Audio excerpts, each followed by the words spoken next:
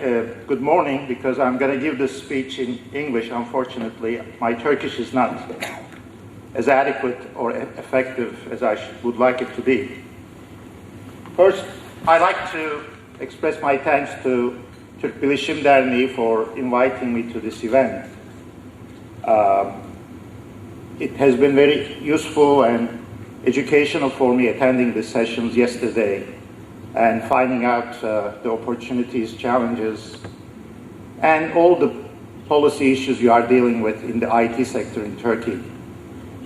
As you'll find out, or as you probably know, I know very little about Turkish IT sector or the ecosystem.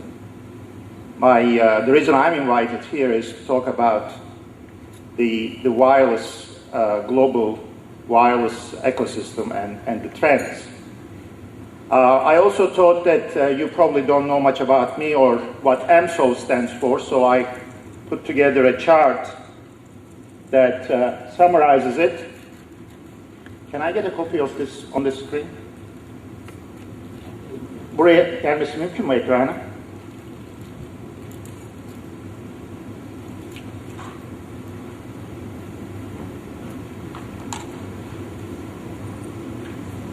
Okay, nice. UNSOY was actually founded by myself and my partner, Steve Gaynor, who also happens to be as veteran of this industry as I am, and white-haired as I am. The purpose of UNSOY is to focus on the mobile industry, and we primarily provide mergers and acquisition, M&A, some business development, and strategic advice. We are headquartered in Dallas, but have presence in now 10 countries, about 17 of us around the globe. And we have clients in the US and in various European countries, including one that has strong presence, I would say, in Turkey. As to my background, as I was mentioning earlier, I left Turkey about the time Bilişim Derneği was founded in the early 70s. And I'm a METU graduate, Orta graduate, but I moved to Canada in the early 70s, worked with Bell Canada, Bell Northern Research. I was involved in ARPANET. I'm not sure how many people knows about ARPANET, but that was the predecessor to Internet. I spent years with Nortel at executive positions in Asia Pacific, and also in US. I was CTO for British Telecom, covering 17 countries on the mobile side, mobile operators, and subsequently with O2 in 4 countries, UK, Germany, Holland, and Ireland. O2 was a mobile operator, now it's part of Telefonica. Since I left O2, I joined actually the VC community, venture capital community, raised lots of money in the US, got into advisory and board position of a bunch of companies in the mobile sector. So some of the discussion that I heard yesterday morning about girişim sermayesi, I guess it means investment, innovation investment, is something that I know. And in the 2005 stage, I joined Cartagena Capital, which is a Munich headquartered investment bank, and I was involved in various mergers and acquisitions, M&A transactions in Europe. So there was some discussion about that, or lack of M&As in Turkey. Again, that's something that I can relate to, especially from the European and the mobile sector perspective. So let's get into the main body of the talk. Wireless industry has several maybe conferences around the globe. The largest is the Mobile World Congress. I have been attending this since 1990s. It was originally held in Cannes, France, most recently in Barcelona, Spain. About 60,000 executives all over the world come to this event. It is the largest mobile conference. The other event that I want to also touch on is Ctia Wireless Show, which is the largest wireless gathering in the Americas. The last one was held last month in Orlando, Florida. Again, this one attracts about 40,000 executives. The reports that we put together are actually on our website. You could access them and you can look at them at your leisure. UNSOY, as I mentioned to you, we are 17 people now. 8 of us were in these conferences. We took active part and attended hundreds of meetings. So what you are going to hear in the rest of this talk are the summary of these observations, trends that we saw, and the discussions we held with various people. I structured it in 3 sections. First, I have some key trends and implications for the CIOs, or the IT sector, I should say. Then I picked 3 verticals. As you can see, there are multiple verticals that IT affects. I actually picked maybe I would say 2.5 of it, if not 3, and indicated some of the implications. And then at the end I have 2 pages of sort of predictions for the mobile sector and what it means for the IT sector. The key trends I structured in 8 areas. The first 2, tablets and smartphones, actually didn't come up at all yesterday, which surprised me. Maybe it is not as critical. Maybe I'm mistaken about the Turkish IT sector. But I personally think very strongly that the tablets and the smartphones have a significant impact on your budgets, on your policies, on your efficiency, effectiveness, and so forth. Clouds, I think, is a major thing. I'm sure lots of IT individuals, sector experts are working on clouds. Location did come up yesterday. Social networks was one of the major things yesterday. OSs didn't come up. I will talk about the operating systems, the implications, and as you'll see, some of my predictions there. Apps, actually nobody talked about the apps or app stores and the device management yesterday. Tablets. So first of all, I intended to ask this question: how many of you think tablets are devices to be considered seriously for the enterprise applications? Would you like to raise hands if you think they are important devices? Anybody disagrees with that? Maybe the rest of you do, but my point here, and I'll try to demonstrate this to you, is that tablets have a significant play in the days and years ahead. In the last, actually, 3 months, more than 100 new models have been announced. 100 new models. Now, they are not all generic or general purpose. Some of them are specific or special purpose. But 64 vendors with 100+ models came up with tablets. We are expecting 55 million tablets to be sold this year. And the total number, with conservative estimates, is going to reach 250 million in the next 4 years. So according to Steve Jobs, of course he is biased on this, but the tablets are the beginning of the post-PC era. I'm sure you are all aware of Apple's iPad. I was one of those who lined up to buy the first iPad on the first day. 15 million of them sold in 9 months till the end of last year. It is not just a device. It wasn't the first tablet as well, but it created a brand new category. Brand new category. Some people suspect it to be a niche play or fad. but actually it became a major category of devices to be included in everything we do. 60,000 apps just for iPad is a significant number.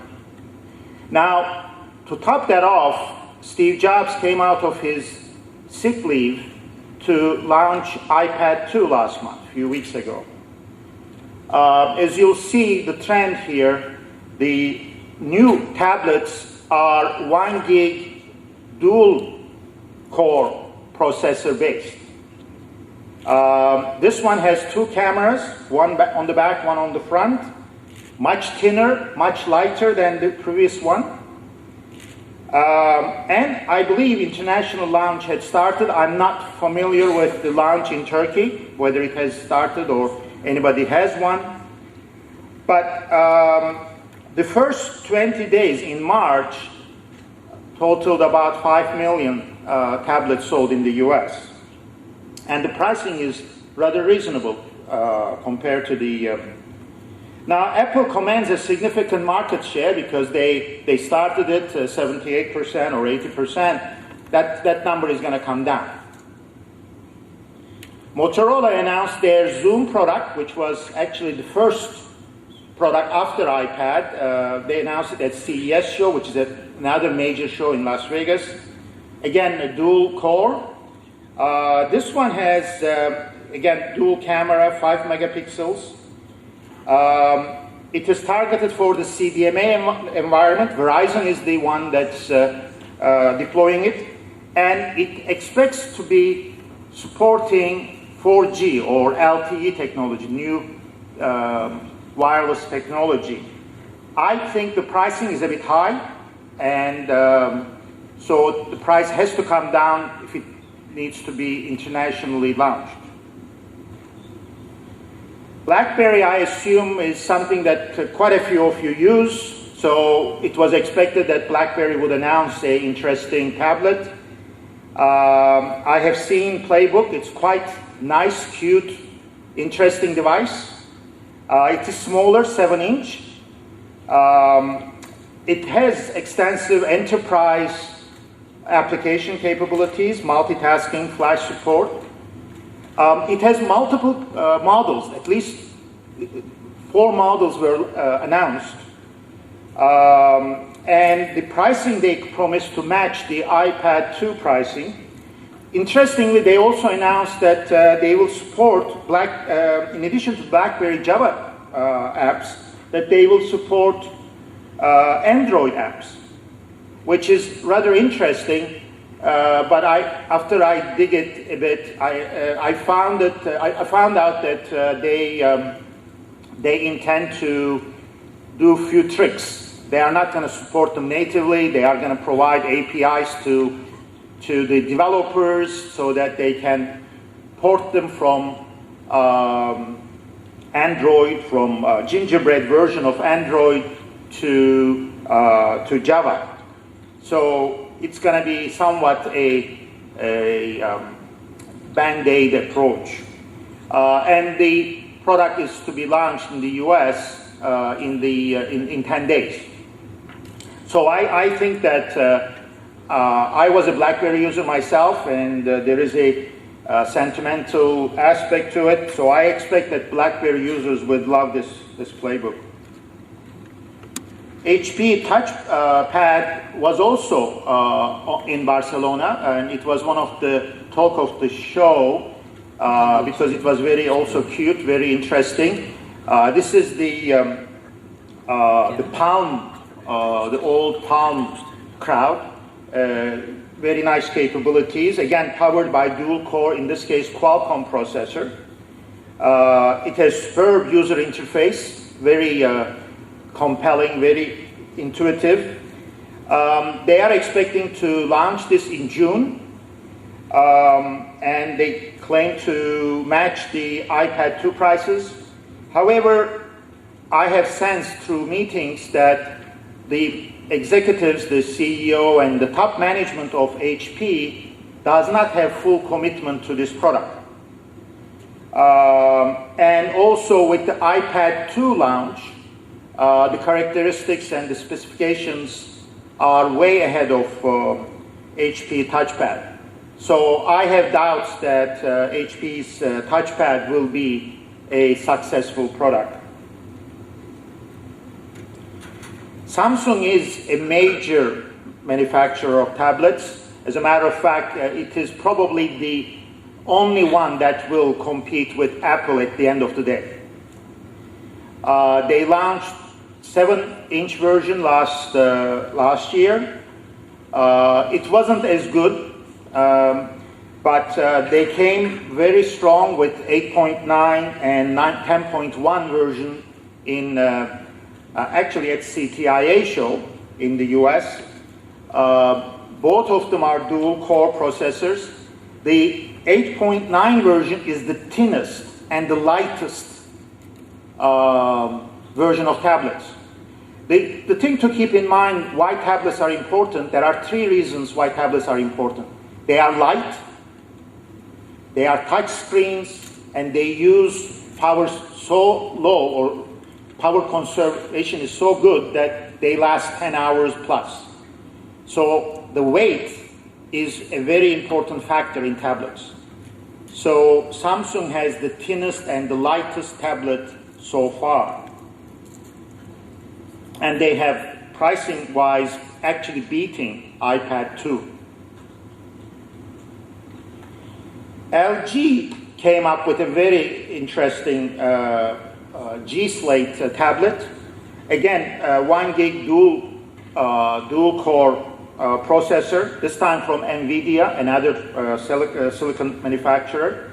This time they have 3D or 3-dimensional display. This is the first 3-dimensional display that does not require wearing, this one requires wearing 3D glasses. I'll show you that doesn't require, but this requires wearing a 3D glasses.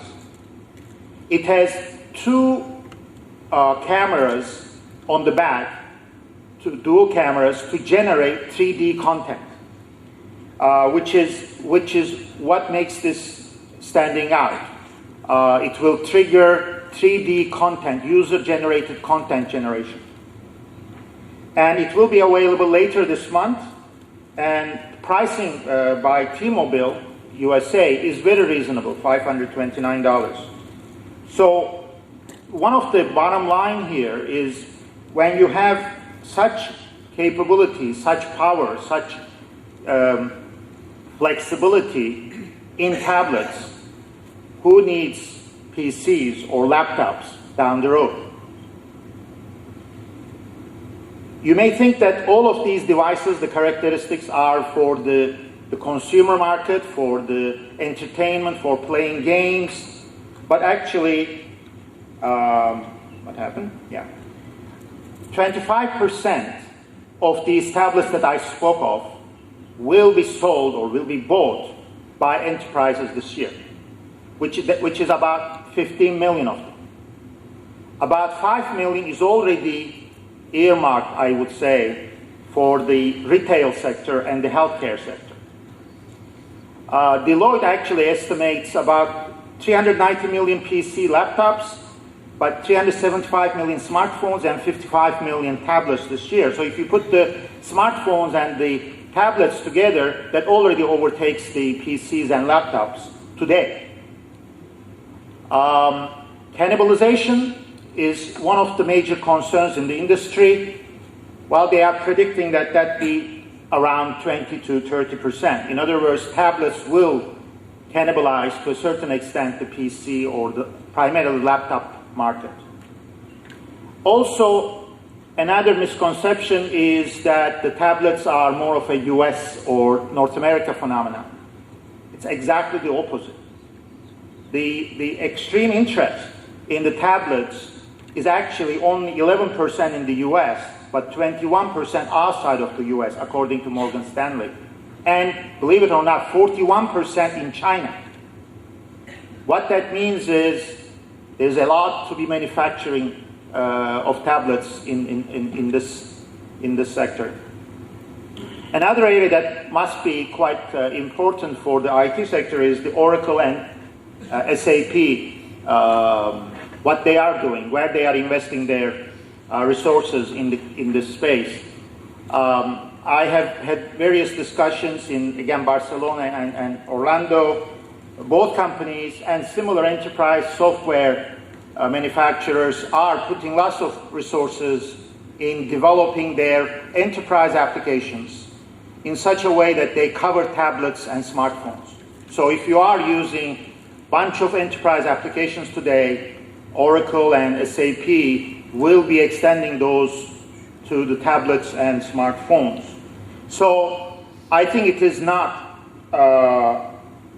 inaccurate to say that the post-PC era has started or is starting. Smartphones, I'm sure most of you probably have some smartphones, but the new smartphones that were announced in Barcelona actually broke new grounds. Samsung Galaxy's, the second version, second generation, had the 8 megapixel Auto HD high definition camera, which allows you to generate high definition content and also view it as high definition. LG Optimus, this is the one that has 3D content generation and 3D viewing without glasses. And I actually observed this myself, and they use multiple mirrors. I don't know how many, but maybe tens, if not hundreds of mirrors as part of the screen to give you the 3D depth for the screen, the touch screen. HTC is one of the major manufacturers in this sector.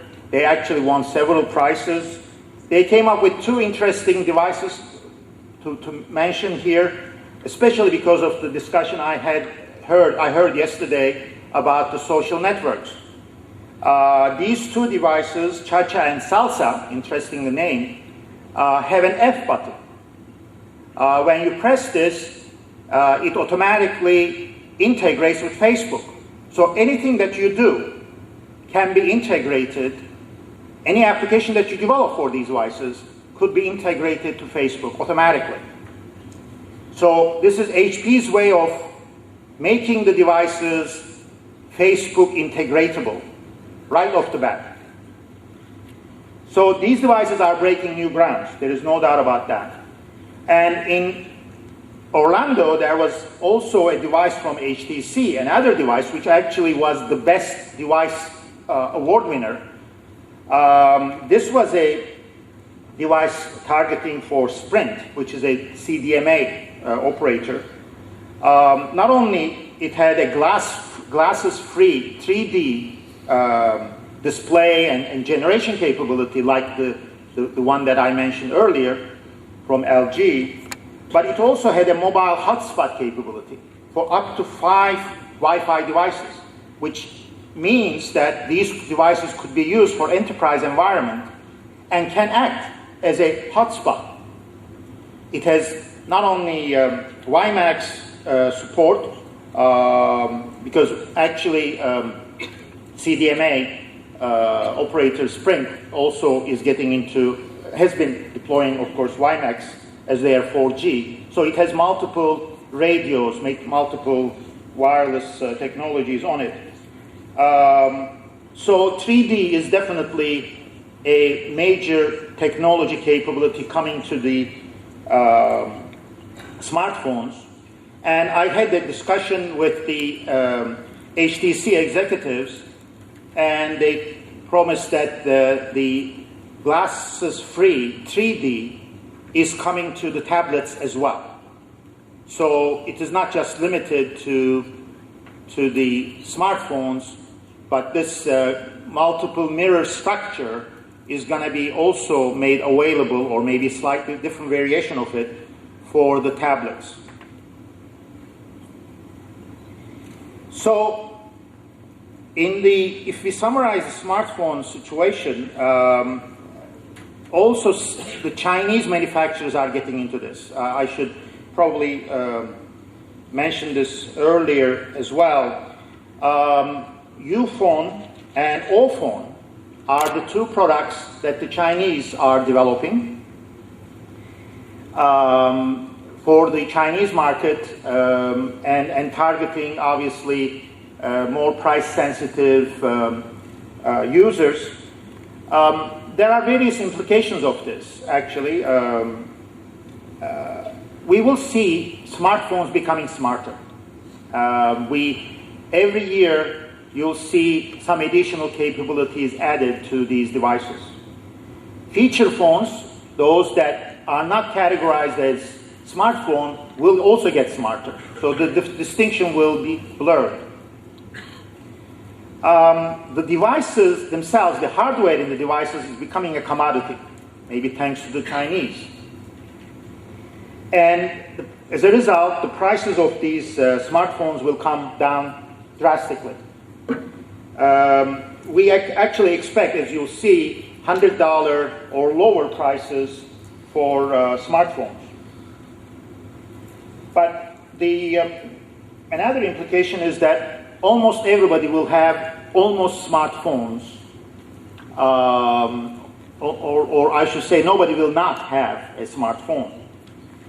The implications for the enterprises, for the CIOs, is that if you have been resisting to incorporate smartphones into your network, give up. You have to integrate those smartphones into your device, into your networks, both from a security point of view, from your efficiency, effectiveness. Every aspect of network integration needs to happen for the smartphones of your employees. The second thing is, which is even maybe more important, is that you must take advantage of the smartphones in the hands of your users, your customers, your clients. You should be able to take advantage of them in one way or another.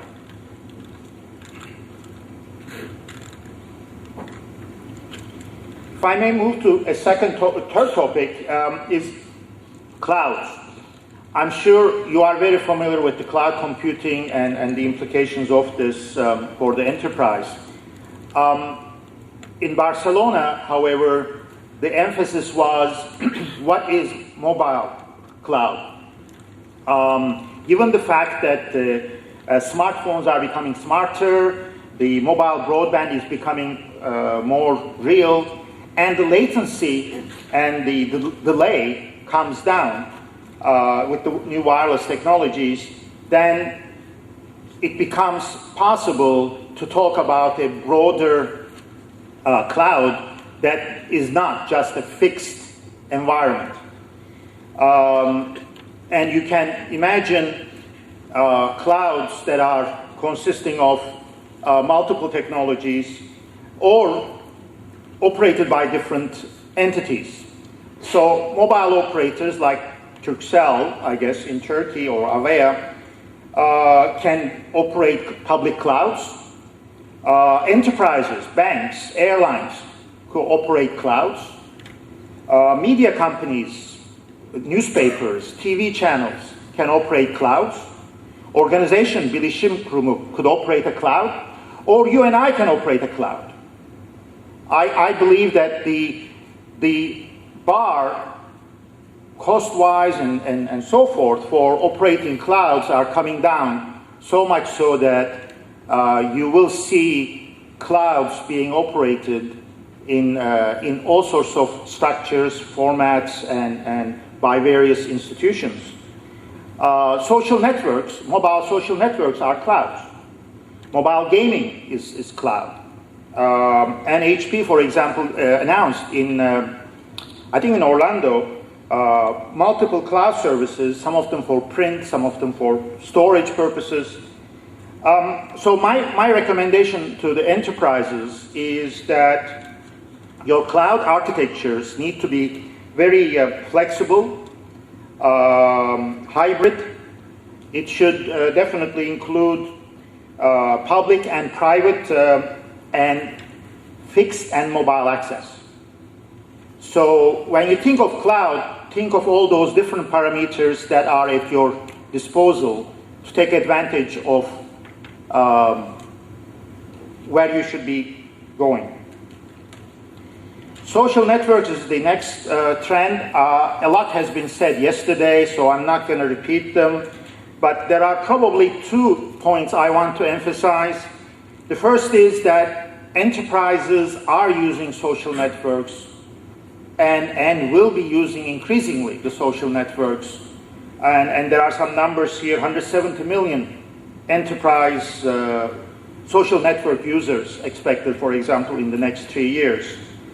And the second point is that, as was pointed yesterday by one of the speakers, more than half of the social network users are accessing through the mobile means, through their phones or smartphones. Incidentally, social networking does not require smartphones. Social networking is the biggest actually in China and India, if you believe me, and they do not have that much of smartphones. So social networking is possible through SMS and various other feature phones or non-smartphones as part of their value-added services, mobile value-added services. So from the enterprise point of view, you have to take advantage of the social networks, obviously, as was stated yesterday, and look at it as a more mobile access as well as a fixed access opportunity.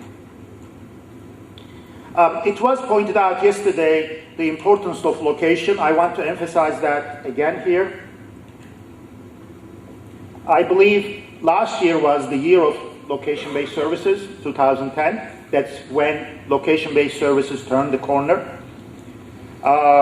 We are expecting a huge number of revenues coming from LBS, from location-based services.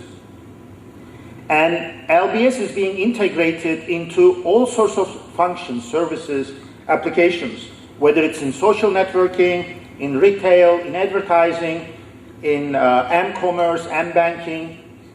One of the announcements that attracted my attention in Barcelona was Descartes, which is a small mapping company, challenging Google Maps by offering free white label mapping APIs.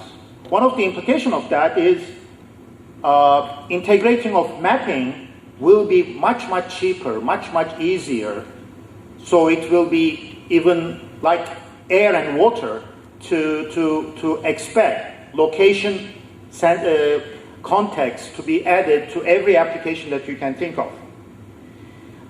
There were lots of mention of Facebook Places and Foursquares yesterday. I'm not going to say much about that, but I know one company in Turkey called Telenity that is actually doing pretty well. I'm not sure about how well they do in Turkey, to be honest, but I know they do quite well outside of Turkey, especially in India, as part of location-based social networking. So in a sense, they are providing what Facebook Places do in India quite effectively with 3 major mobile operators.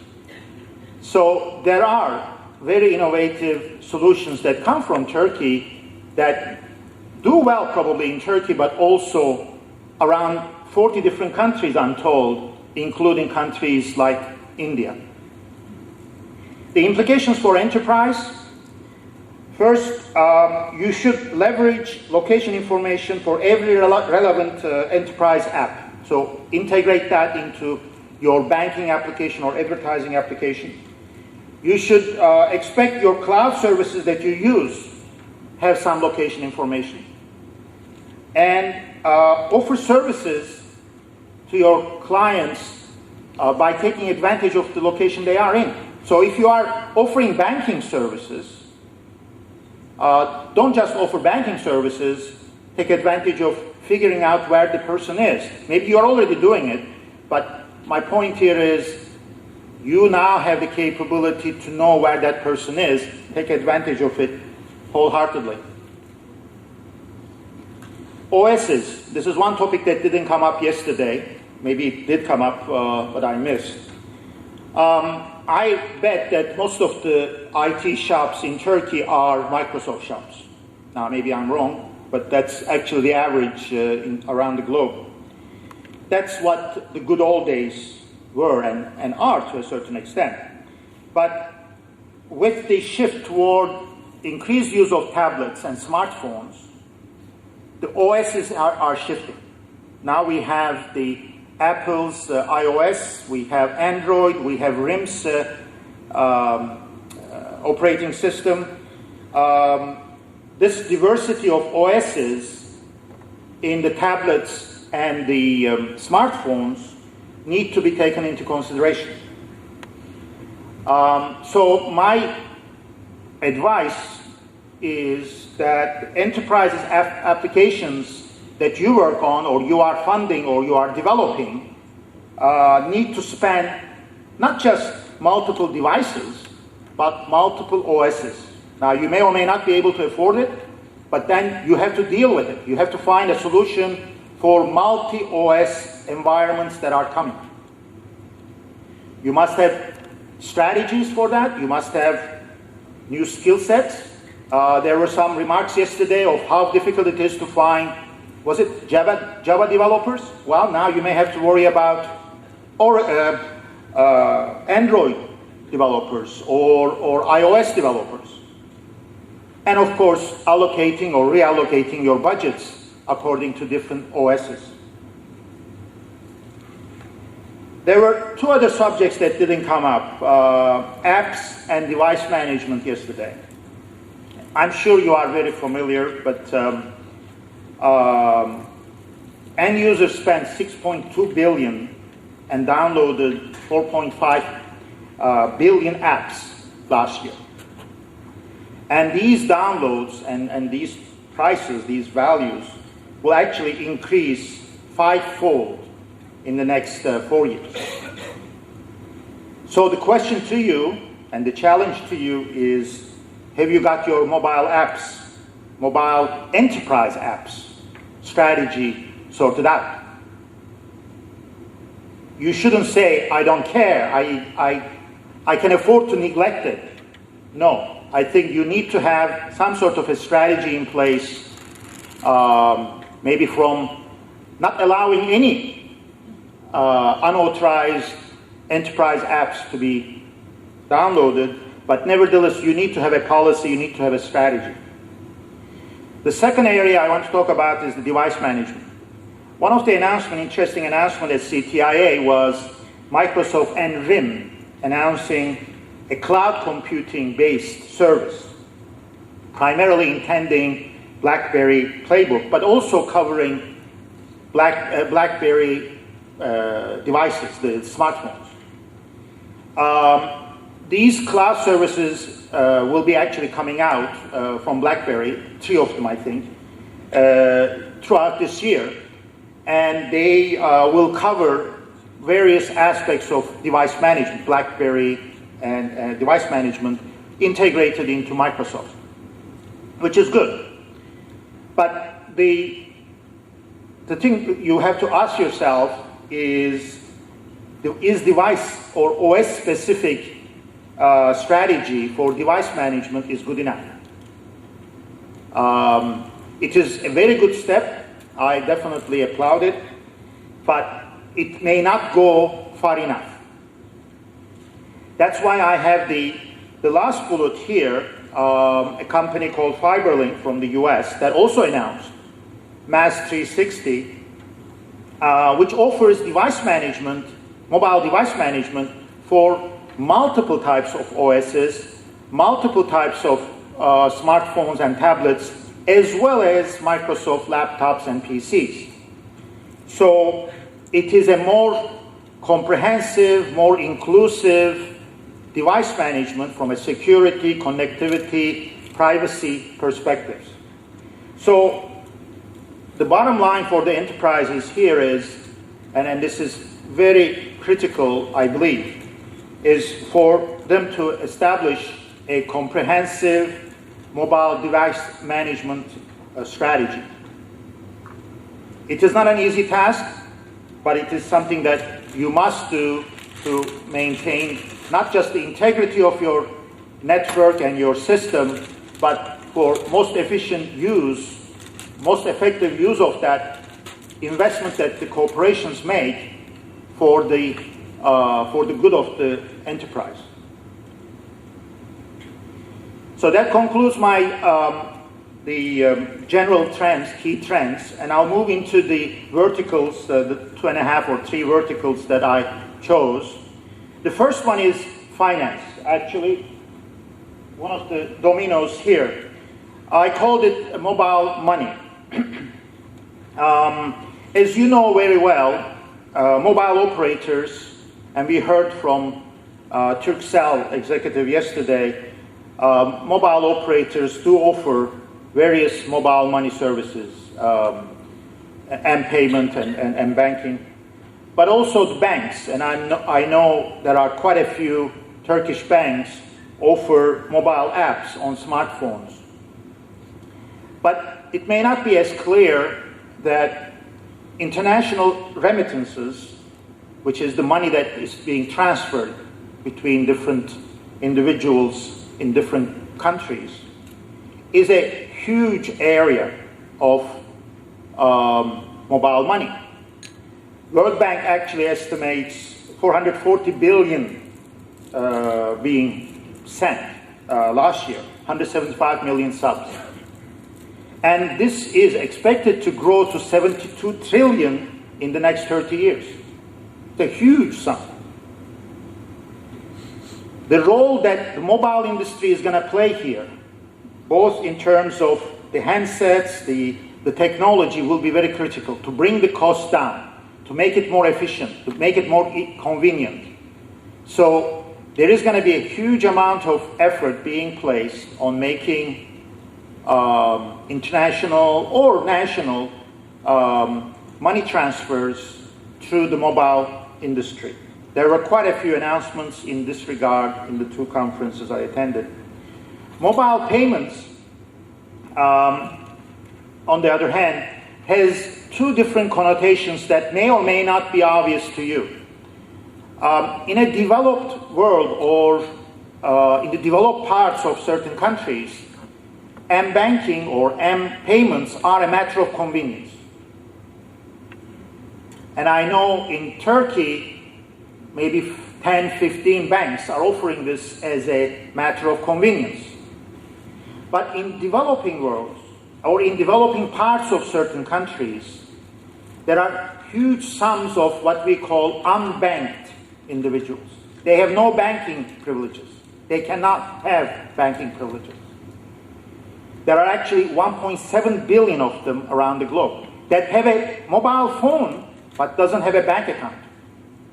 The banks do not recognize them to give an account, but the mobile operator has taken the initiative and gave these individuals a mobile handset. So M-payments become a very critical element for financial well-being of these unbanked individuals.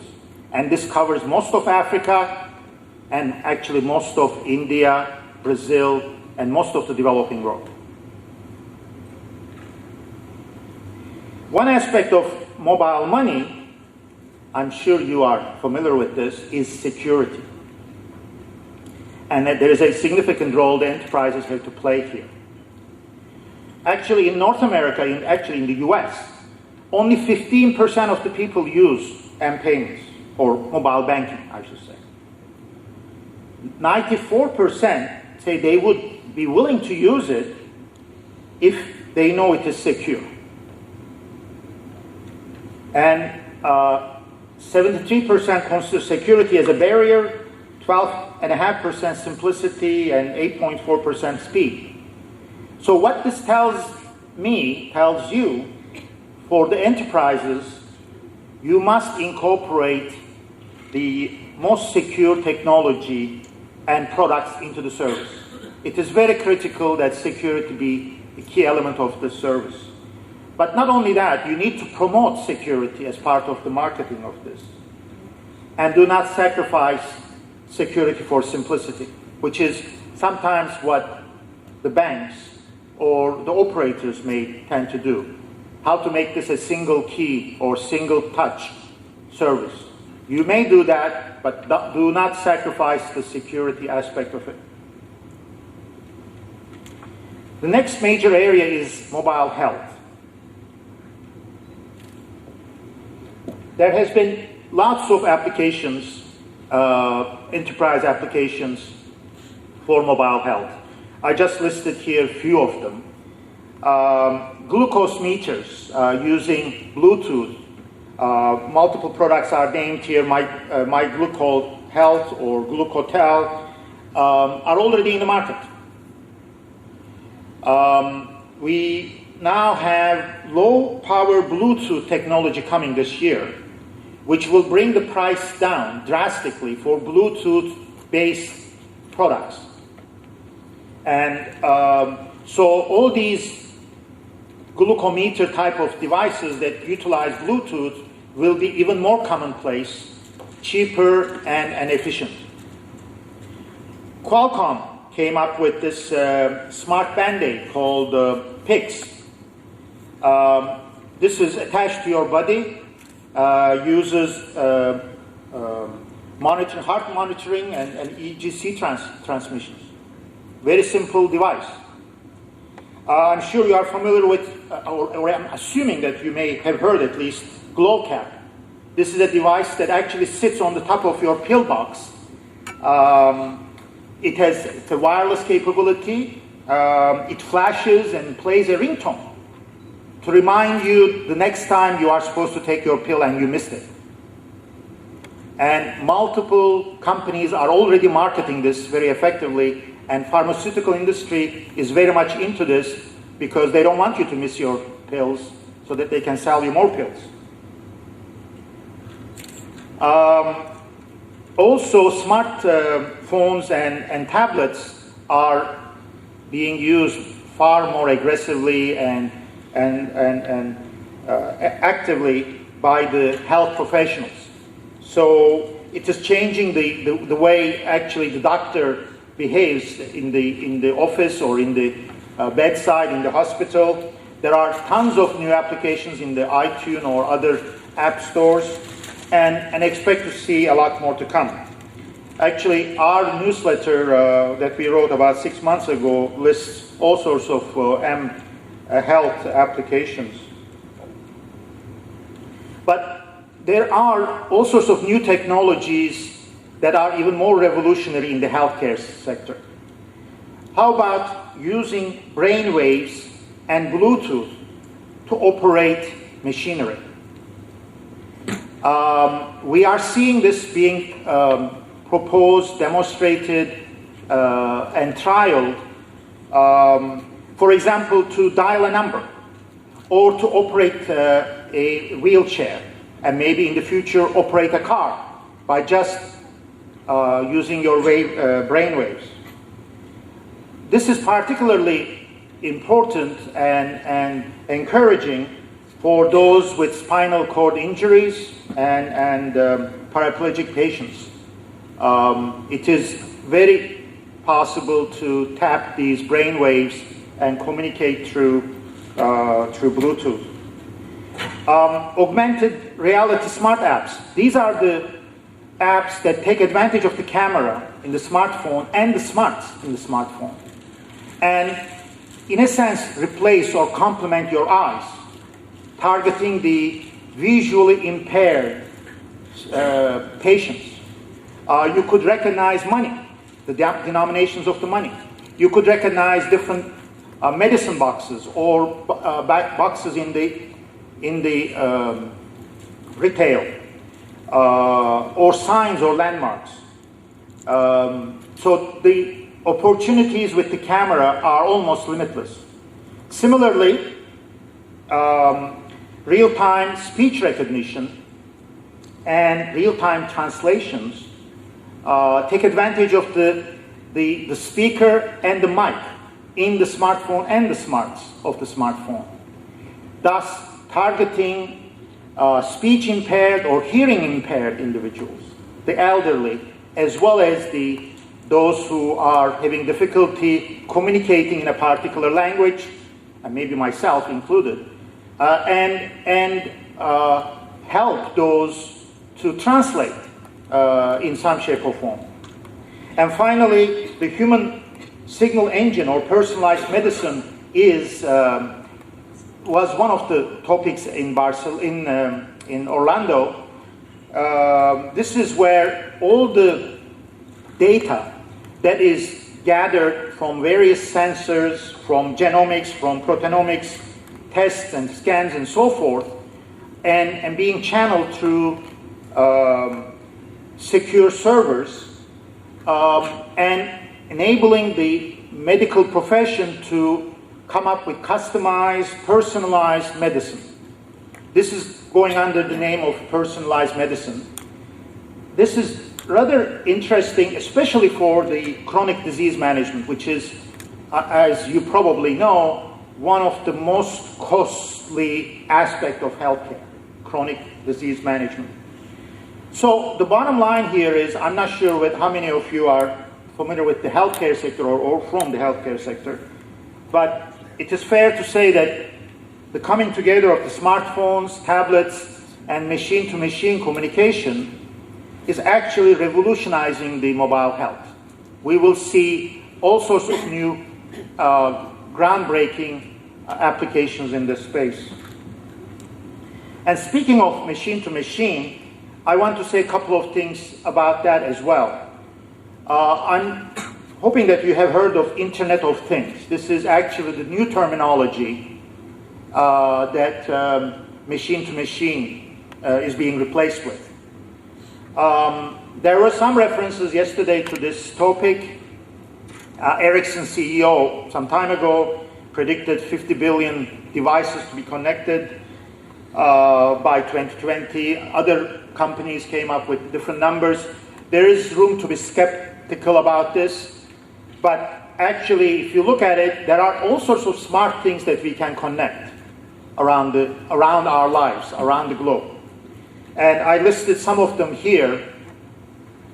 The bottom line, I think, I'm not going to list them now. You probably can read it faster than I can talk to them. The CIOs or the enterprises need to focus on the issues. When you talk about such numbers, you need to focus on issues like connectivity, how to connect to those devices, how to address these devices, how to assure security, authentication, privacy. In fact, the panel session that follows this is about IPv6. And one of the major reasons for IPv6 is exactly this. In other words, probably IPv4 would be enough for the people. Maybe, maybe not. But it definitely isn't enough for the Internet of Things. The second thing to watch out or pay attention to in this space is how to converge the Internet of People and Internet of Things in a synergistic way. They are not two separate things. They should actually be merged or considered extension of one and the other. We actually wrote a paper on our website on this topic a few months ago, and this is quite important to take advantage of Internet of Things. And finally, from your own enterprise point of view, I would encourage you to take advantage of the Internet of Things. If, for example, the cars are connected, every aspect of a car is connected because Ford is doing it or GM is doing it, well then other industries like insurance sector or the healthcare or advertising could take advantage of that part of Internet of Things. That is what I'm talking about when I say you should take advantage of from your own enterprise point of view, the Internet of Things. That brings me to the last set of charts on prediction for the industry. It won't surprise you because I already mentioned most of these throughout the presentation, but the first one is tablets are not a niche market. They are not a fad that's going to disappear next year, or tablets are not just for your kids. they will play a very major role in the enterprise. So you better prepare for it. Smartphones will come down in price. Less than $100 without a contract. And there are various implications of that. Location, location, location. I cannot stress that more. One thing I didn't talk about is rich communication. There was some mention of this yesterday. Video is going to be with us. And high definition video, mobile will be with us. And there are various service implications, service opportunities, revenue opportunities, bandwidth requirements, spectrum requirements associated with this. So from the organizational point of view, from enterprise point of view, do plan for video. Again, video is not a passé, is not a fad, is not a niche. It is going to be consuming most of the bandwidth, and you will have video in everything that you do down the road. Social networking, I don't need to add anymore. We already said enough. Internet of Things, again, I probably have spoken to that. The last 2 points are a bit more controversial, and I don't make these statements lightly. I believe Nokia as a handset manufacturer have been a very, very successful, very respectable organization, and I love them. But they will lose their market share because of various mistakes or various decisions that they made, and their industry influence will come down. And again, prepare for it, be aware of it. And the last one is Microsoft. Again, I'm a Microsoft user. I admire them, but their domination in the enterprise, I can predict, will at least go down. It is maybe too early to call the end of the monopoly, but if 5 years from now, more than half of the devices that we all use are tablets, Microsoft will only have 5–10% of it. So in that environment, there is no monopoly to speak of. So that brings me to the end. Thank you very much. Thank you for inviting me. Thank you for listening and participating this morning. If you have any questions, I'm not sure, I probably used up all my time, but I'm available, and I have my contact information here, my references. You can always get hold of me one way or another. Thank you.